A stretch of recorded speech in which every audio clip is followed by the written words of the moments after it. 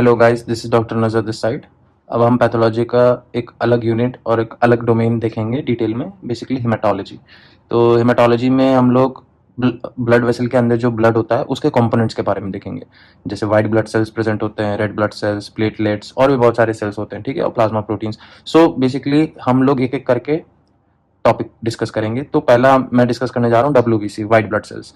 तो pathology related to white blood cells basically, जैसे कि लिम्फोमा और ल्यूकीमिया। अक्सर लिम्फोमा और ल्यूकीमिया के बीच में कंफ्यूजन होता है और हम लोग पढ़ते हैं AML, ALL, CML, CLL।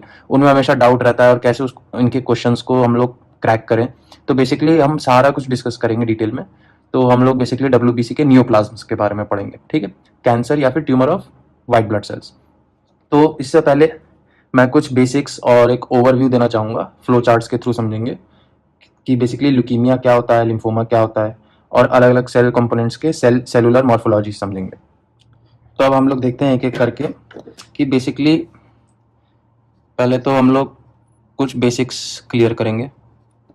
ये हो गया आपका कॉन्सेप्ट नंबर 1। तो बेसिक कॉन्सेप्ट मैं आपको ये समझाना चाहता हूँ कि एक होता है ल्यूकीमिया, एक होता है लिम्फोमा।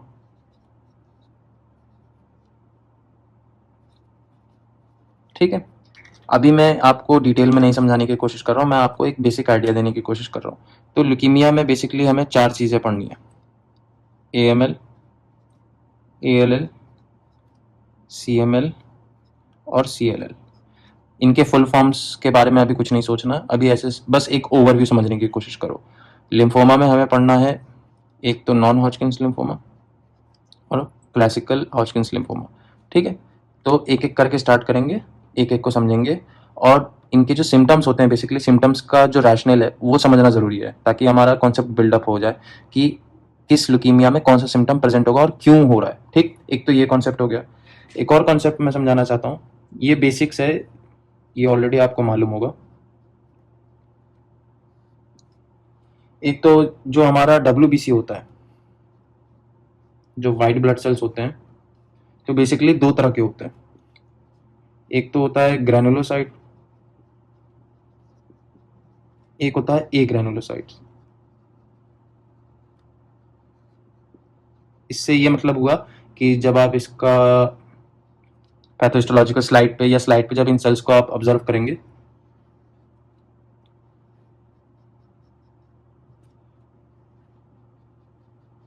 तो आपको बेसिकली ग्रैन्यूल्स मिलेंगे सेल के अंदर।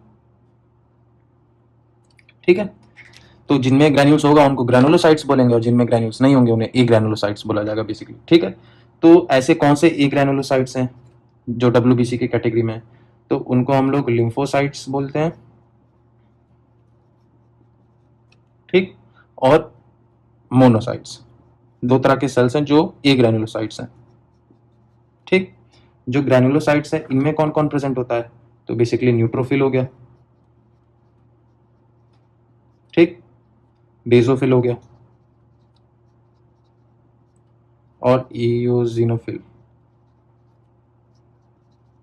तो ये तो एक मोटा मोटा एक कैटेगराइजेशन है कि WBC में अलग अलग टाइप्स के सेल होते हैं। ठीक है, तो उनको क्लासिफाई किया गया है कि ग्रैन्यूल्स प्रेजेंट हैं कि नहीं प्रेजेंट हैं। ठीक, फिर उसके बाद उनमें भी अलग अलग डिफरेंट टाइप्स ऑफ सेल्स हैं, न्यूट्रोफिल्स होते हैं, बेसोफिल्स, एजिनोफिल्स, जैसे ए ग्रैनुलोसाइट्स हो गए, लिम्फोसाइट्स, मोनोसाइट्स। ठीक, तो बेसिकली इस तरह से तो ये क्लासिफाई किया गया। हमें एक चीज़ डिटेल में थोड़ा सा देखना पड़ेगा, ताकि हमारे जो क्वेश्चंस हैं, कुछ इमेज बेस्ड क्वेश्चंस भी होते हैं, तो उन्हें भी हम लोग क्रैक कर सकें। तो मैं यहाँ पे ये आपका पहला सेल उठा के डिस्कस करना चाहूँगा।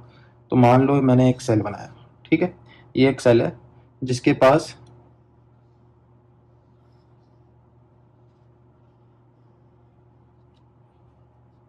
बहुत सारे न्यूक्लियस है। ठीक है, तो पहली चीज़ तो ये हो गई कि मैं अगर यहाँ लिख लूँ मल्टी लोब्ड न्यूक्लियस। ठीक, एक तो मल्टी लोब न्यूक्लियस हो गया। ठीक है, इसके बाद मैं यहाँ पे कुछ ग्रैन्यूल्स भी देखूंगा।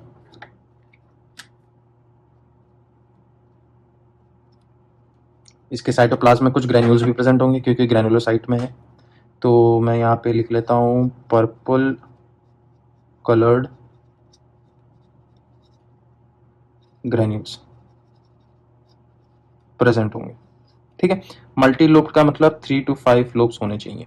ठीक है, तो ऐसा अगर आपको फीचर दिख रहा है जिस सेल में आपको मल्टी लोब दिख रहे हैं, पहली बात तो अगर मल्टी लोब दिख गया तो ऐसे में इनको हम लोग PMN के नाम से भी जानते हैं, जिनको हम लोग पॉलीमॉर्फिक न्यूक्लियस। पॉलीमॉर्फिक न्यूक्लियस का यही मतलब होगा कि एक तरह का सेल है जिसमें मल्टी लोब्ड न्यूक्लियस दिख रहा है पहली बात, और अलग अलग शेप का है, तो वो पॉलीमॉर्फिक सेल हो गया। मतलब आपको किसी सेल में 3 लोब मिल सकते हैं, किसी सेल में 4 लोब मिल सकते हैं न्यूक्लियस के, किसी में 5।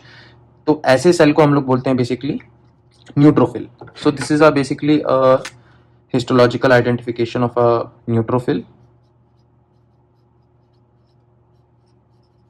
ठीक है, एक तो ये हो गया। अब अगला देखते हैं बेसोफिल क्या होता है।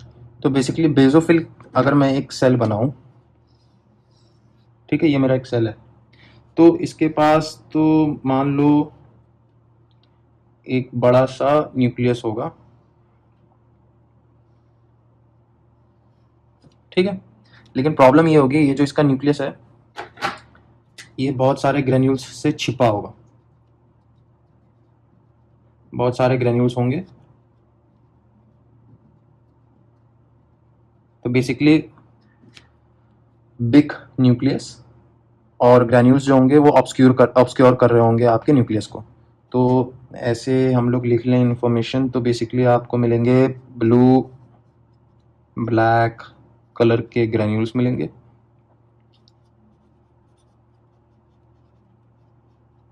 ठीक है, और जो ग्रेन्यूल्स होंगे they will be obscuring your nucleus. तो इस तरह के सेल को हम लोग बोलते हैं बेसोफिल। इसका न्यूक्लियस भी बड़ा होता है बेसिकली, अब big giant nucleus, but the problem is कि वो प्रॉपरली दिखेगा नहीं, क्योंकि ग्रैन्यूल्स बहुत ज़्यादा होते हैं, उसको उसके ऊपर वो स्लाइड में दिखेगा नहीं, आपको लगेगा कि पीछे छिपा हुआ है न्यूक्लियस। तो ऐसे सेल को हम लोग बेसोफिल बोलते हैं। ठीक है, अब दूसरा हो गया, और तीसरा एजिनोफिल। तो बेसिकली अब एजिनोफिल का तो सिंपल है कॉन्सेप्ट, कि एजिनोफिल क्या है कि इसमें भी ग्रैन्यूल्स होंगे, लेकिन द ऐसे समझो कि जो न्यूक्लियस होगा वो बाइलोब्ड होगा।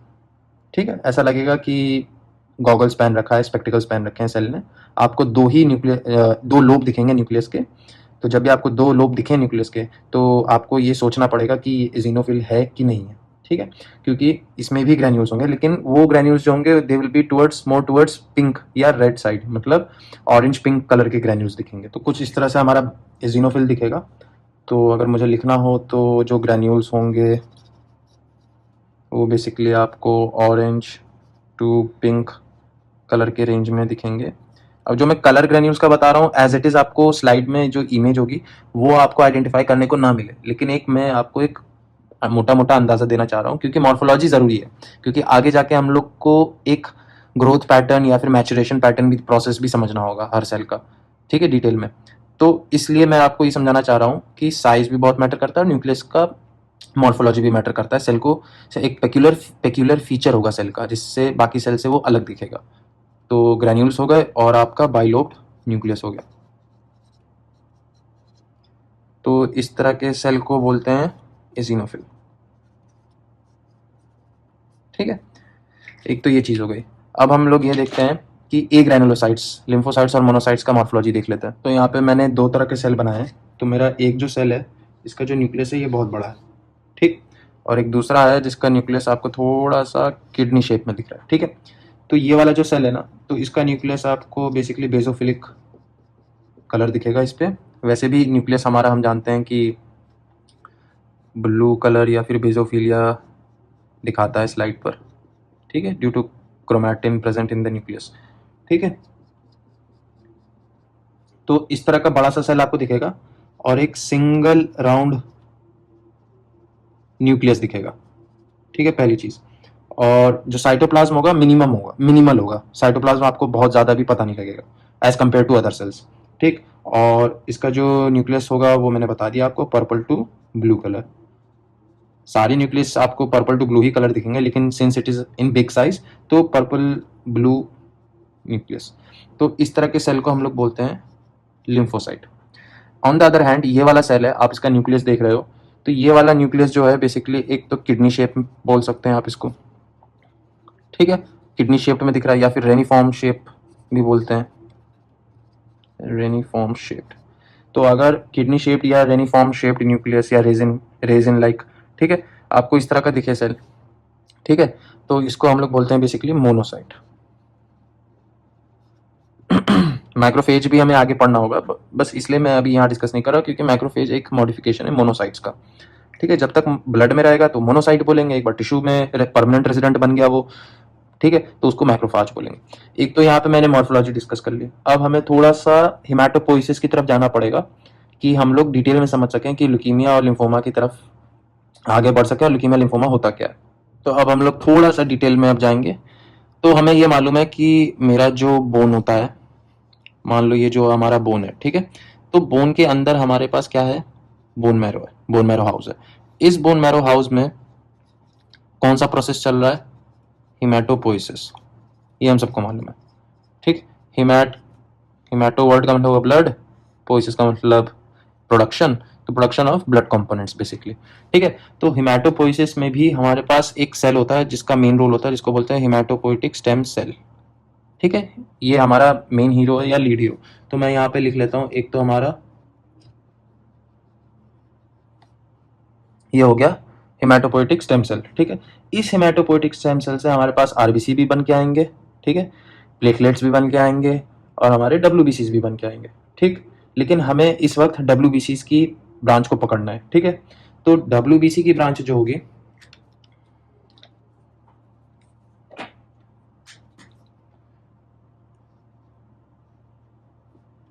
जो हिमेटोपोइटिक स्टेम सेल होगा वो दो तरह के सेल बनाएगा, ठीक है।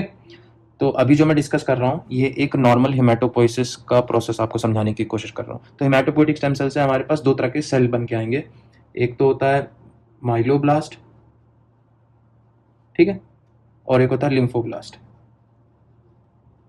अब मैं आपको यहाँ पे एक चीज़ बताना चाहता हूँ कि ब्लास्ट वर्ड का मतलब होता है इमेच्योर सेल या फिर precursor cell,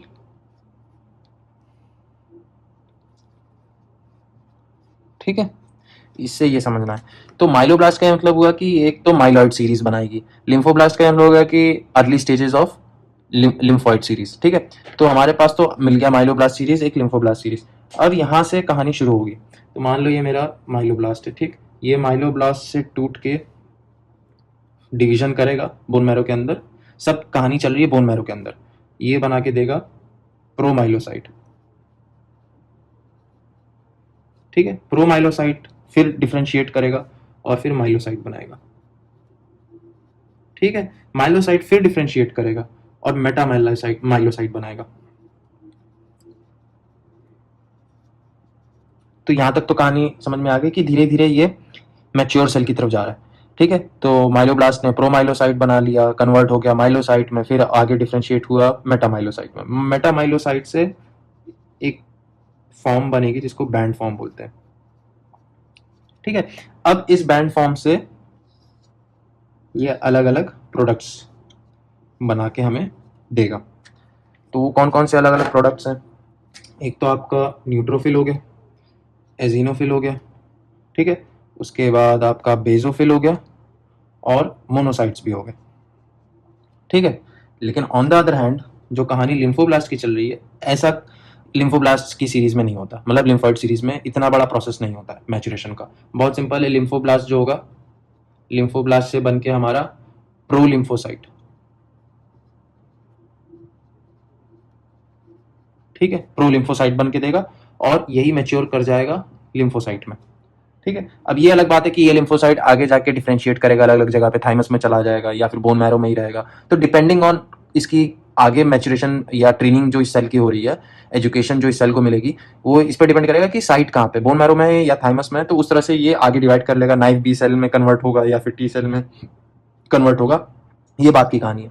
the problem is कि जो हमारा ल्यूकीमियाज या लिम्फोमास जो हम पढ़ते हैं, ये जो पैथोलॉजी है, वो इस कहानी इस प्रोसेस में छिपी हुई है। ये आपको समझना बहुत इंपॉर्टेंट है कि हमारे इसी यहीं पे मैचुरेशन के ही प्रोसेस में ये जो प्रोसेस ऑफ ये जो हिमेटोपोइसिस प्रोसेस है ना, प्रोडक्शन ऑफ ब्लड कंपोनेंट या ब्लड सेल्स, यहीं पे ही परेशानी है, म्यूटेशंस यहीं पे ही हो रहे हैं, अलग अलग म्यूटेशंस, जीन का म्यूटेशन हो रहा है, कभी ट्रांसलोकेशन हो रहा है, क्रोमोसोमल डिफेक्ट्स आ रहे हैं, तो वो सारा यहीं पे ही हो रहा है। क्योंकि एक बार म्यूटेशन हो गया कहीं भी, एक मोटा मोटा फंडा बता देता हूँ कि किसी भी प्रिकर्सर या ब्लास्ट सेल में म्यूटेशन अक्वायर हो गया, ठीक है, तो म्यूटेशन से क्या प्रॉब्लम होती है कि वो सेल उस स्टेज में स्टक हो जाती है, फंस जाती है, हाईजैक हो जाती है, और फिर वो आगे प्रोग्रेस नहीं कर पाती है। आगे प्रोग्रेस का मतलब मैच्योर नहीं हो पाती है, तो वो उसी तरह से इमेच्योर सेल रह जाता है, ठीक है। तो इस तरह से एक तो मैंने यहाँ पे आपको एक नॉर्मल हेमाटोपोइसिस बताने की कोशिश किया WBC का।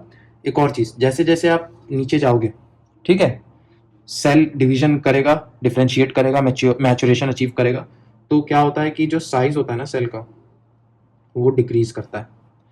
जाहिर बात है, माइलोब्लास्ट एक बड़ा सेल होगा और जो हमारा मेटामाइलोसाइट कह लो वो छोटा सेल होगा एज कम्पेयर टू माइलोब्लास्ट, क्योंकि डिवीजन हो रहा है ना सेल का, डॉटर सेल्स बन रहे हैं, तो साइटोप्लाज्म भी डिवाइड हो रहा है। तो अल्टीमेटली धीरे धीरे धीरे धीरे करता हुआ जब ये फाइनल प्रोडक्ट्स बनेंगे, न्यूट्रोफिल, एजिनोफिल, बेसोफिल या मोनोसाइट, वो पेरेंट सेल जो मोनोब्लास्ट है उसके कंपैरिजन में छोटे ही होंगे ये चारों।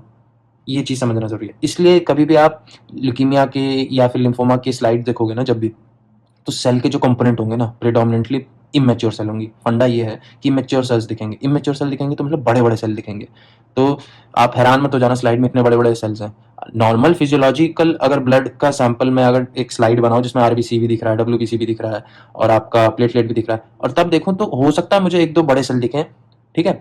और अगर मैं बोन मैरो की ही बात करूं, अगर मैं बोन मैरो का एक स्लाइड बनाऊं नॉर्मल हेल्दी इंडिविजुअल में, तो मुझे हर तरह की शेप का, साइज और शेप का सेल दिखेगा। इमेच्योर भी दिखेंगे, मैच्योर भी दिखेंगे। कुछ सेल्स मैच्योर भी होंगे, बड़े भी होंगे, तो आपको ये उनमें क्या होगा कि जो बड़े हैं तो दैट्स अंडरस्टूड कि वो इमेच्योर है, और जो छोटे हैं वो मैच्योर है। लेकिन कुछ ऐसे भी होंगे जो मैच्योर और बड़े ही हैं, वो मेगा कैरियोसाइट्स होते हैं, इसीलिए नाम में मेगा होता है, megakaryocyte. Megakaryocyte is a precursor cell for platelet. तो नॉर्मली भी बड़ा सेल दिखता है जो मैच्योर होता है, लेकिन वो प्लेटलेट के लिए सिर्फ फिजियोलॉजिकली एक्सेप्टेबल है। आपको बाकी लिनिएजेस में नहीं मिलेगा कोई भी मैच्योर सेल बड़ी साइज के साथ। बड़ा सेल इमेच्योर होता है एक्सेप्ट फॉर प्लेटलेट, ठीक है। तो अब हम लोग आगे डिस्कस करते हैं। बेसिकली अब हमें पैथोलॉजी को यहाँ पे अंदर डाल के इसको देखना है।